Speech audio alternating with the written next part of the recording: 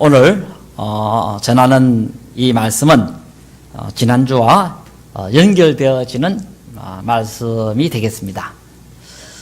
지난주 말씀을 좀 떠올려 보면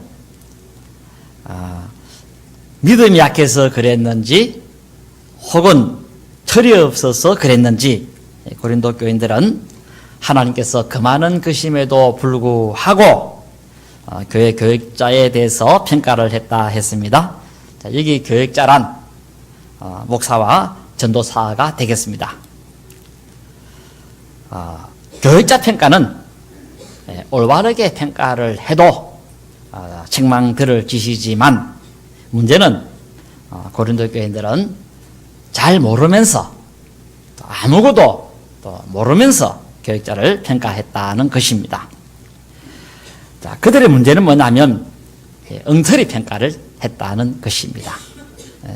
자, 왜 그들이 엉터리 평가를 할 수밖에 없었는가 할 때는 그것은 교역자를 평가할 만큼의 능력이 있는 것도 아니었지만 또 그리고 세상 지혜로 교역자를 평가한 것이 문제였다라는 것입니다.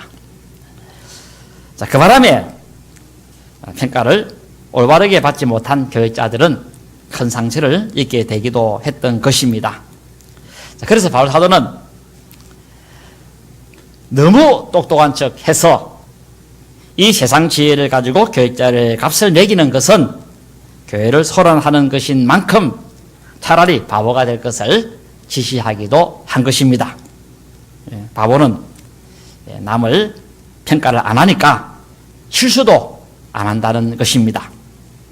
그러니 오히려 그 편이 더 지혜로운 것이다 하고 말씀을 전하기도 했습니다.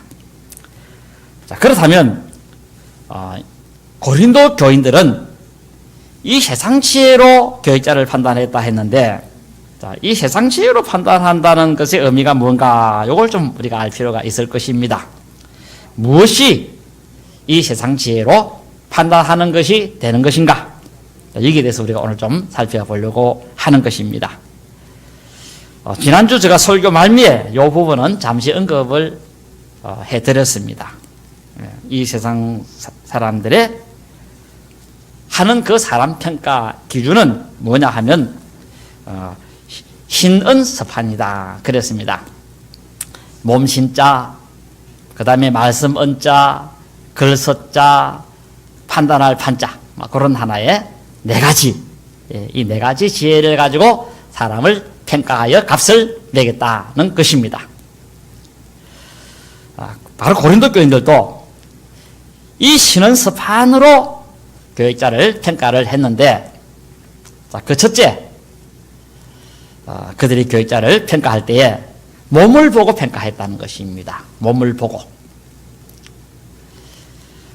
한문으로 몸신자입니다. 그래서 교역자 가치를 매길 때 용모를 보고 신체를 보고 매겠다는 것입니다. 세상은 그러합니다. 세상은 젊음은 값을 더 쳐주고 예쁨은 값을 더 쳐주고 체격이 큰 사람은 값을 더 쳐주고 인상이 좋은 사람은 값을 더 쳐주고 그렇습니다. 요즘 그 공기업이라든지 대기업에서 사람을 채용할 때에 다 이 얼굴 보고 그다음 키를 보고 그렇게 사람을 뽑습니다. 이것은 대기업뿐 아니라 심지어 가정에서도 보면 며느리 사이 볼 때 안 본다 회사도 다 이거 봐요. 그런 거 보는 부모 참 많습니다. 조금 돈깨나 있다 하면 이런 거 안 본다 하면 아마 거짓말일 수 있을 것입니다. 그리고 심지어 이것은 결혼 당사자들도 이런 거 봅니다. 마음이 어떻든 간에 일단 얼굴 잘생겨야 된다. 이렇게 이제 평가를 하게 되어지기도 합니다. 인물이 잘 나야 된다는 것입니다. 우리 대학방에도 보니까 인물이 잘 나가지고 그 동네에서 바로 결혼한 사람들이 참 많고 그 다음에 바로 그 이웃에서 결혼한 분들이 많고, 하여튼 가까운 사람일수록 하여튼 인물 잘났다 이래 보시면 됩니다. 그 사람의 이복구미가 느긋한가? 깃밥은 큰가? 관상은 좋은가? 두상은 뛰어난가? 머리카락은 숱이 많은가? 눈은 알력이 있나? 키는 내보다 큰가? 입술은 찢어지지 않았는가? 얼굴에는 까만 점들이 없는가? 코는 잘생겼는가? 몸에 장애는 없는가? 이런 거 본다는 것입니다. 그래서 행편 있는 사람이다 하기도 하고, 행편 없는 사람이다, 볼품 없는 사람이다, 그렇게 평가를 한다는 것입니다. 그런데 교회는 인물 평가할 때 이렇게 하면 안 된다라는 것입니다. 왜냐하면 하나님께서는 이런 것을 원하지 않기 때문에 그렇다는 것입니다. 우리 하나님께서는 일꾼을 뽑았을 때에 이런 것 못 보고 그걸 기준으로 해서 사람을 뽑지 않기 때문에 그러하다는 것입니다. 눈썹 잘생겼나? 그리고 그 눈썹의 길이는 아주 긴가? 쌍꺼풀은 있나? 귀는 잘생겼나? 용모는 시원하게 생겼나? 이런 거 보고 하나님을 뽑는 분이 아니시다는 것입니다. 그러나 고린도 교인들은 이 교회 교역자에 대해서 풍채와 용모를 봤다는 것입니다. 이런 기준으로 바울을 보니까 바울이는 사도는커녕 호살것없는 삼류급 그런 교역자로 눈에 비춰졌다는 것입니다. 바울은 풍채로 보나 얼굴로 보나 뭐 하나 내놓을 만한 것이 없는 인물이었다는 것입니다. 거기다가 늙기까지 했으니까, 얼굴에 주름살이 쭈글쭈글하게 들고 했으니까, 거기다 또 병도 들고, 그것만 하면 다행인데, 바울은 머리카락도 제대로 없는 대머리였다는 것입니다.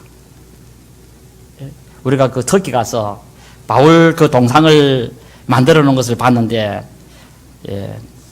거기 보면 눈은 움푹 파이고, 그리고 또 머리는 하나도 없는 그런 동상이 세워져 있는 것을 봤습니다.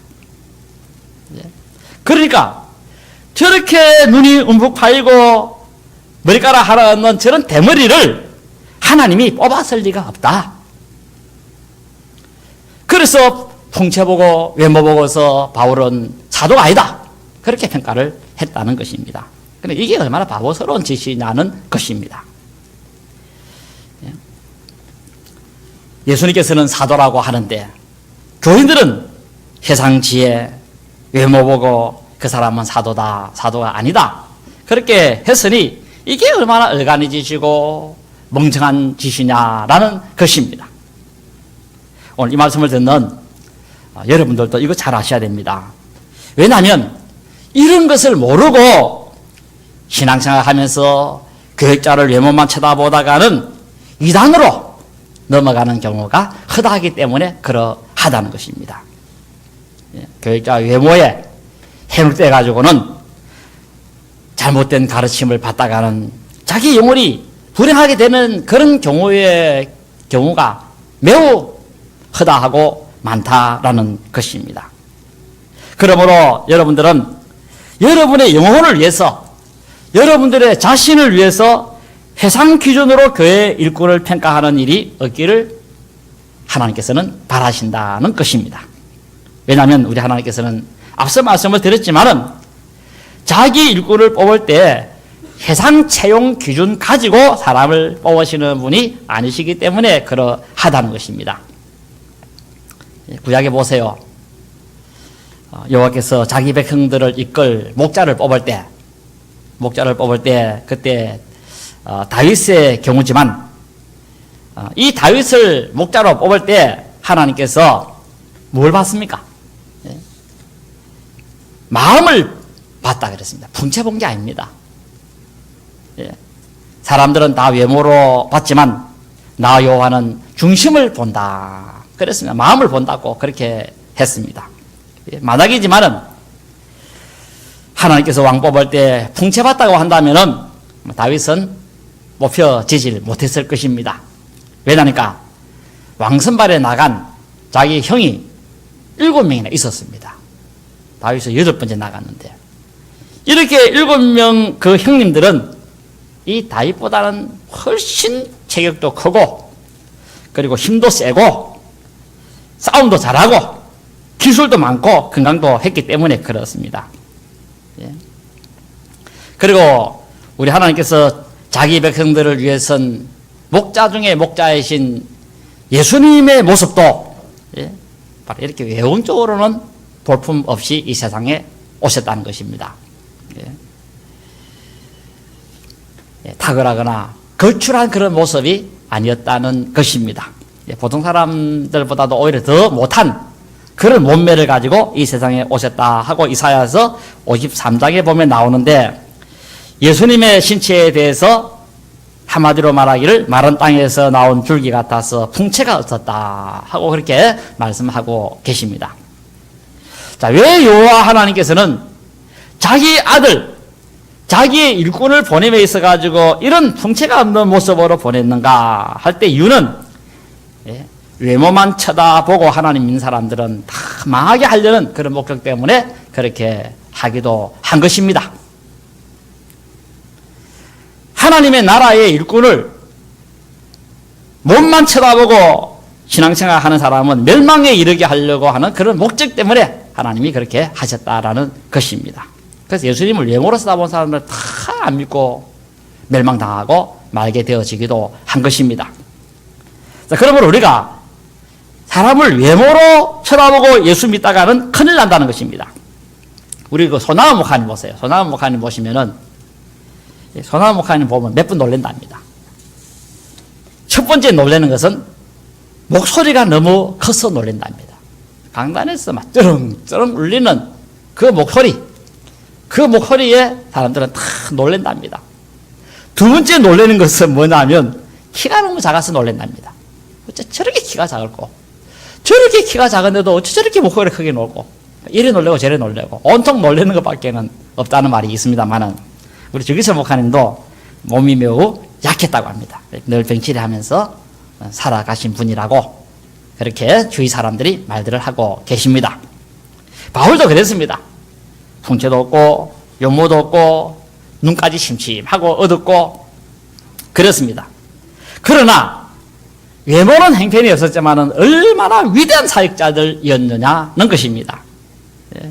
뭐 이것은 비단 교육자뿐 아니라 교인들도 이렇게 평가하면 실수할 수가 있게 되어지게 된다는 것입니다. 자, 그러므로 우리는 실수를 해도 이런 실수는 하지 말아야 할 것이라는 것입니다. 예. 요즘 노래 가운데서 히트치는 노래 조금 지났습니까만은 내 나이가 어땠어? 뭐 그런 노래 있지 않습니까? 내 나이 보고 졸로 보지 마라 하는 그런 내용의 뜻이 되겠습니다. 내가 나이 좀 먹었다고 해서 사랑도 못하는 그런 행편 없는 사람인 줄로 아느냐? 그러니 그래 보지 마라 하는 그런 의미에서 그런 노래가 또 나오게 되어지기도 한 것입니다. 지금 교회에서도 보면 교역자가 좀 늙었다고 해가지고 좀 병들었다 해가지고 몸이 좀 낡아졌다 해가지고 그래서 평가를 해가지고 그 교역자에 대해서 예우를 하지도 않는 그런 경우들을 보게 되어지는데, 사람이 이러면 안 된다는 것입니다. 왜냐니까 이런 평가는 정말 바보 같은 짓이기 때문에 그러하기도 하다는 것입니다. 자, 그래서 하나님께서 그래서 금하신 것이기도 합니다. 그래서 바울 사도는 우리는 무명한 자 같으나 유명한 자다 하고 그렇게 말씀한 것도 있습니다. 바울같이 유명한 자가 어디 있겠습니까? 고린도 교인들이 보니까 전부 다 무명하다, 이름도 없는 그런 인물이다 그래 했는데, 하나님께서는 바울이 정말 제일 유명하다 하고 이렇게 평가를 하기도 한 것입니다. 사람의 평가가 문제가 아니고 하나님의 평가가 더 중요하다라는 것입니다. 이제 두 번째, 세상 사람들의 사람 평가하는 지혜는 뭐냐 하면 은으로 판단한다는 것입니다. 가치를 매긴다. 여기 은이라고 하는 것은 한문으로 말씀 은자가 되겠습니다. 세상 사람들은 값을 뭐로 매겼냐? 말 잘하나 말 못하나, 이걸 서로 매겼다는 것입니다. 고린도 교인들도 그랬습니다. 교육자 평가할 때 교육자가 말은 반듯하게 하고 조리 있게 잘하는가? 말은 일목요연하게 핵심 있게 하는가? 말은 때와 장소에 따라서 잘하는가? 그리고 말하는 대상에 따라서 예의 있게 알맞게 의사를 조리 있게 잘 표현을 하는가? 말을 전달하는 하술은 제대로 가지고 있는가? 그리고 설교할 때 웅변적으로 열변을 토하고 음성이 유창하고 목소리가 경망스럽지 않고 그렇게 하느냐? 그렇게 하면 1등이고 그래 못하면 2등이고 더 그래 못하면 3등이고 이런 식으로 사람의 값을 매겼다는 것입니다. 자, 이것은 어린이 웅변대에서나 있을 법한 그런 경우라고 하겠습니다. 이런 웅변대에서나 하는 그런 바보스러운 짓을 하나님의 나라에서 한다는 것은 이것은 옳은 것이 아니다라는 것입니다. 하나님께서는 말 잘하는 변호사를 들어서 목사시키고 그렇게 하는 분이 아니시라는 것입니다. 하나님께서 뽑아쓴 바울 보세요. 바울을 보면 웅변이 별로 없었다 그랬습니다. 그리고 웅변술도 더군다나 없었습니다. 나이가 60 정도 묵은 사람이 말을 토하면 얼마나 열정적으로 토할 수 있겠습니까? 폐활량이 약한데. 그리고 변호사처럼 말도 잘하지를 못했습니다. 그러나 다른 교육자들은 보면은 젊고 유능해서 말들을 잘하고 헬라 그 수사학을 배워가지고는 말들을 얼마나 참 유창하게 하고 박식하게 하고 그렇게 했지만은 하나님께서 그런 사람 사도로 뽑은 것이 아니라 바울을 사도로 뽑았다는 것입니다.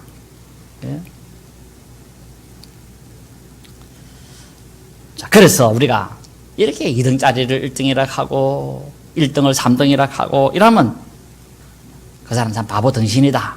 그런 소리를 듣게 될 것인데, 자, 우리가 오늘 이 세상에 살면서 내 밥 먹으면서 이런 소리를 듣지 말아야 되겠고, 특히 우리가 하나님에게 있어서만큼은 더욱더 이런 소리 들으면 안 될 것입니다. 하나님께서 니 참 바보짓 하고 앉았다. 이렇게 하면 어떻게 되겠습니까? 그러니 모르면 입 다물고 신앙생활 하는 것이 상책이라는 것입니다. 그냥 나는 모릅니다. 주님만이 아십니다. 하고 이렇게 하는 것이 지혜로운 사람이라는 것입니다. 그래서 참된 지혜로운 자가 되려면 어리석은 자가 되라 하고 그렇게 바울 사도가 말씀을 하기도 한 것입니다. 이제 세 번째, 세상 사람들은 사람의 가치를 매길 때 뭘로 매기는가 할 때 서로서 매긴다 그랬습니다. 여기 서라는 것은 글서자를 두고 말합니다. 글서자, 한문으로 글서자입니다. 그래서 그 사람의 글씨는 필법에 따라 단정하게 쓰는가? 요즘은 이제 컴퓨터가 발달해서 좀 이런 것은 잘 안 봅니다만은 그래도 요즘도 보면 사람 뽑을 때 자필 이력서를 요구하는 경우들이 참 많습니다. 왜 그 자필 이력서를 요구하는가 하면 글로서 사람의 됨됨이를 알아보겠다는 것입니다. 그래서 글자 보고 잘 쓰면, 예쁘게 쓰면 그 사람의 마음씨도 아름답고 예쁘게 평가하고 글자를 조금 날려 쓰고 하면 그 사람은 무능한 사람이고 성질이 거친 사람이고 이렇게 해서 그래서 1등, 2등, 3등, 4등 이래 뽑겠다라는 것입니다. 우리나라도 보면 옛날부터 과거 시험 보면 다 글로서 사람 뽑았습니다. 한석봉이도 글체가 아주 명필이었고 추사 김정희도 수사체를 통해서 아주 명필로 글 그렇게 잘 쓴 사람들이 다 출세를 했습니다. 그리고 글이 좋으려면 책을 또 많이 읽어야 됩니다. 그래서 옛날에도 글과 글씨에 능하지 못하면 출세하기가 어려웠습니다. 그러나 교회도 세상처럼 이렇게 평가하면 실수한다는 것입니다. 왜냐니까 우리 하나님께서나 우리 예수님께서는 사람 글 보고 사람 뽑는 분이 아니시기 때문에 그러하다는 것입니다. 만약 예수님께서 글 보고 자기 12제자를 뽑았다고 한다면은 12제자는 다 탈락입니다. 한 사람도 글로 뽑았다고 한다면은 뽑힐 사람이 없습니다. 자질 안 됩니다. 왜냐니까 일단 학교가 안 됩니다. 학교가. 예수님의 12제자들은 글이 딸립니다. 직업이 어부인데 대부분이 어부입니다. 어부인데 어부가 그 실력이 높아봐야 얼마나 높겠습니까? 첫째. 예. 오늘날로 하면 한 고등학교 정도 나온 걸로 이래 보면 됩니다. 예. 갈릴리에는 유명 대학도 없습니다. 예. 전부 유명 대학은 수도 예루살렘에 다 있습니다. 예. 그러니 석학들은 전부 왕궁이 있는 그 관청이 있는 예루살렘에 우글우글 걸었습니다. 예. 그러니 이 예루살렘 사람들은 갈릴리 사람들은 아주 우습게 봤습니다. 글도 모르고 지식도 없는 불황무식한 그런 사람으로 그렇게 평가를 했던 것입니다. 예.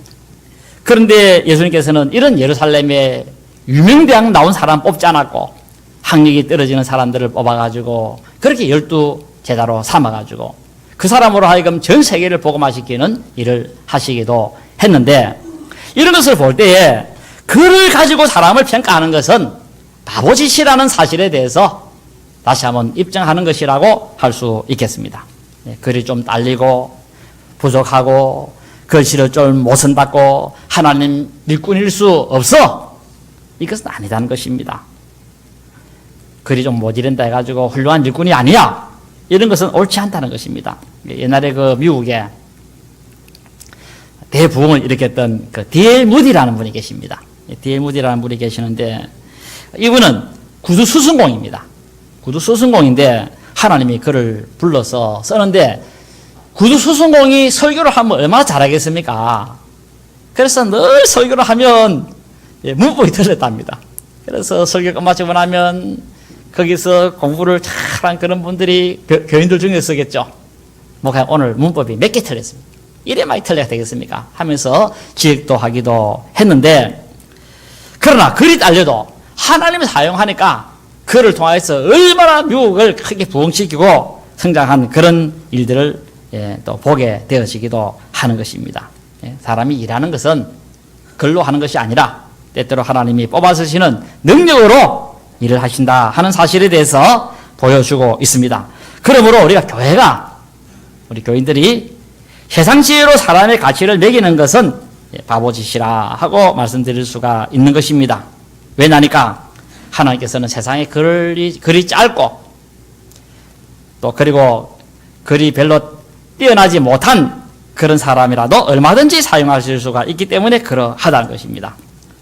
그 최복선 목사님 아마 잘 아실 것으로 생각됩니다만, 이분은 하여튼 교회를 70몇 개인가 80몇 개 혼자서 다 세운 분입니다.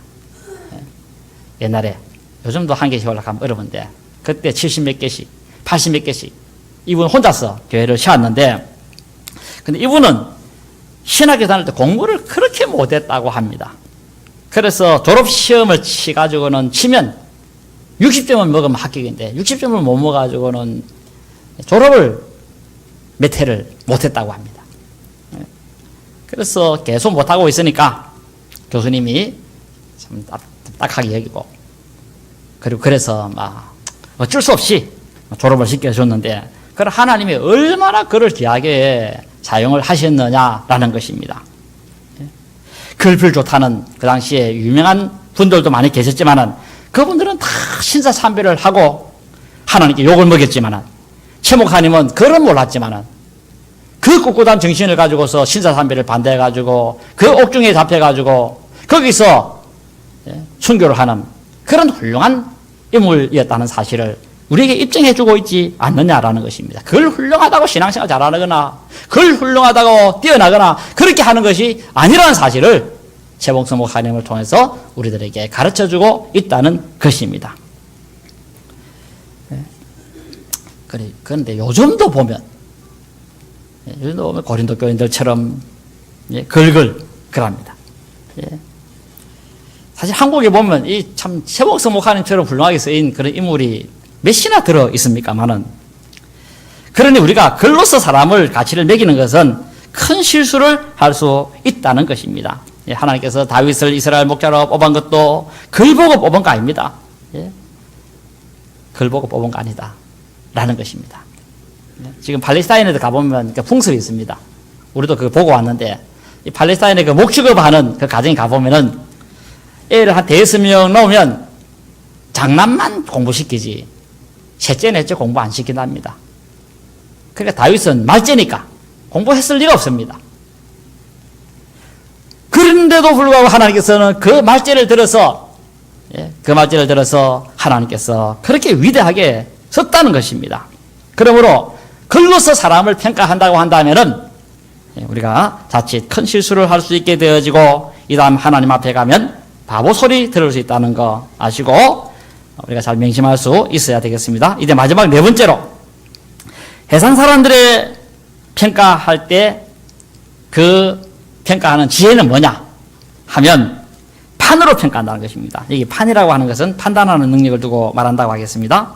자, 그래서 고린도 교인들은 교육자를 평가할 때 합리적으로 판단은 잘하는가, 또 공적, 사적 생활에서 또 매일매일 일어나는 문제들을 슬기롭게 잘 처리하는 판단력은 가지고 있는가, 그리고 그 사람이 판단을 할 때 도덕적, 객관적, 합리적인 그런 판단을 제대로 하는가, 공명정대하게 판단은 제대로 하는가, 거시적인 안목으로 결단하는 그런 능력은 가졌는가, 여기에 따라서 가치를 매겼다는 것입니다. 그런데 하나님께서는 이런 것을 가지고 일꾼 뽑으시는 분은 아니시다는 것입니다. 오늘 본문 19절에 보세요. 세상지혜는 하나님께 어리석은 것이다 그랬습니다. 여기 하나님께 그랬는데 요 깨라는 말은 하나님께서는 또 하나님에게는 하는 그런 의미가 있습니다. 하나님과 연관해서는 어리석은 것이다 그랬습니다.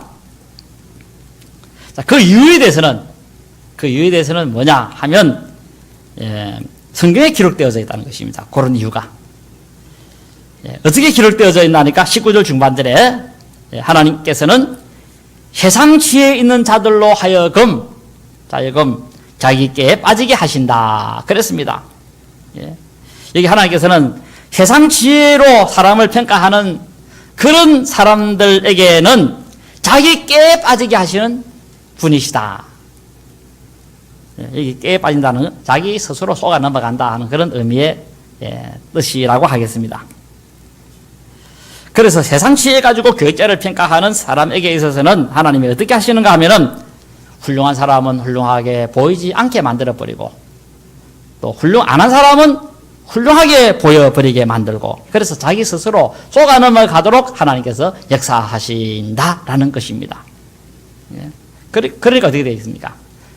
훌륭한 사람은 훌륭하게 안 보여버리고 진짜는 가짜로 보이고 가짜는 진짜로 보이고 이래버리니까 결국은 영혼이 파멸에 이르게 되어져 버리고 말게 되어지게 된다는 것입니다. 그러니까 우리가 이 교육자를 외모로 판단하는 이것은 자기 영혼을 파멸에 이르게 하는 그런 결과가 오게 되어지는 결과를 초래할 수 있다 하고 그렇게 말씀하시고 계십니다. 그리고 또 한 가지는 뭐냐니까 한 가지 더 기록되어 있는데 구약에 보면 20절에 주께서 지혜 있는 자들의 생각을 헛것으로 아신다 그랬습니다. 여기 헛것으로 안다 그랬는데 여기 생각이라고 하는 말은 견해를 두고 말합니다. 견해. 세상 지혜로 교육자를 보는 견해를 가진 그 사람들의 생각을 헛것으로 안다. 헛것으로 안다. 거짓된 것으로 안다 하는 그런 의미의 뜻이 되겠습니다. 주님께서는 세상 지혜를 가지고 교육자를 보는 사람들의 그 견해를 쓸모없는 것으로 알거나 거짓된 것으로 안다는 것입니다. 이게 무슨 의미냐면은 세상 지혜를 가지고 교육자를 보는 그런 견해를 가진 교인들을 거짓된 것으로 생각하겠다라는 것입니다.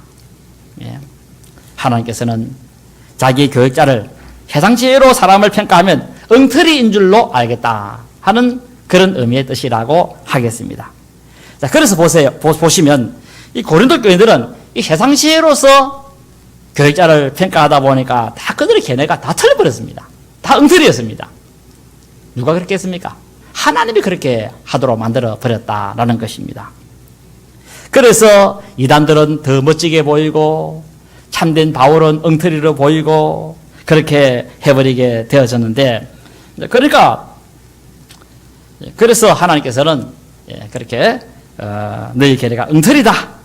너희들이 하는 그런 모든 것에 대해서는 내가 엉터리로 다 생각하겠다 하고 그렇게 말씀을 하게 되어지기도 한 것입니다. 자, 그러므로 지금도 그렇습니다. 자, 그렇기 때문에 세상 지혜로 교육자의 가치를 매기면 안 되겠다는 것입니다. 자, 그러므로 여러분들도 이 말씀을 듣고서 스스로 조심해야 될 필요가 있다는 것입니다. 만약입니다만은 여러분들도 고린도 교인처럼 세상 지혜로 교육자를 평가하게 되고 그로 인해서 하나님께서 벌을 주심으로 거짓된 것을 보게 된다고 한다면은 어떻게 되어지겠느냐라는 것입니다. 참 일꾼은 거짓으로 보이고 거짓 일꾼은 참된 일꾼으로 한번 보여보세요. 참 큰일 나지 않겠습니까? 늑대는 양으로 보이고 양은 늑대로 보이고 이렇게 살아보세요. 제대로 신앙생활이나 하고 자기 스스로 자기의 그 영혼을 보존이나 할 수가 있겠느냐라는 것입니다. 그러면 여러분들도 조심하시기 바랍니다. 교회 교육자를 세상 지혜가 주는 그 기준으로 값을 매긴다든지 그런 기준으로 사람을 평가하거나 판단하면 안 된다는 것입니다. 왜냐하니까 하나님께서는 이 세상 기준으로 판단한다면 영적인 눈에 착시 현상을 일으켜서 진실한 사람은 거짓으로 보이고 거짓된 사람은 진실하게 보이게 만들어가지고 그래서 영혼을 파멸에 이르게 하실 수도 있기 때문에 그러하다는 것입니다. 그러니까 한번 자기의 모든 평가가 사기라는 것입니다. 자기는 옳게 판단했다고 하지만은 하나님께서는 너 스스로 사기치지 마. 그렇게 하신다라는 것입니다.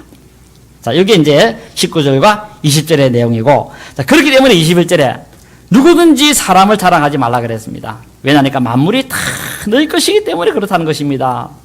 이게 그런적이라는 말, 이 말은 그런 이유로 해서 하는 그런 의미를 가진 접속사가 되겠습니다. 이런 이유로 해서, 자, 이런 이유로 해서 사람을 자랑하지 말라 지시를 했는데,